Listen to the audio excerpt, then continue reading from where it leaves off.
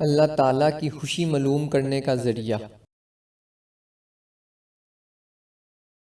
بنی اسرائیل کے ایک شخص نے حضرت موسیٰ علیہ السلام سے پوچھا کہ ہمیں کیسے پتہ چلے کہ اللہ رب العزت خوش ہیں یا نہیں؟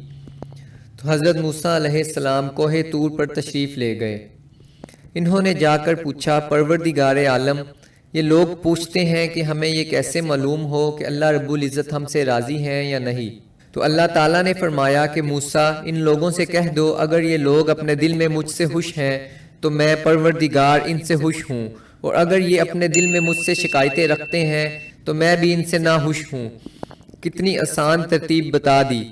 اب ہم اپنے دل میں دیکھیں کہ اگر دل سے راضی ہوں تو یہ سمجھ لیں کہ اللہ تعالیٰ ہم سے راضی ہیں، اور اگر دل میں شکوے ہیں، فلاں بچہ چھوٹی عمر میں مر گیا، کاروباری حالت خراب ہے کہ جدھر ہاتھ ڈالتا ہوں سونا مٹی ہو جاتا ہے، اگر اس قسم کے شکوے اور شکایتیں ہیں تو پھر سمجھ لیں کہ ادھر سے بھی باز پرس ہوگی کہ بتلا تو نے بھی نعمتوں کا حق ادا کیا تھا کہ نہیں۔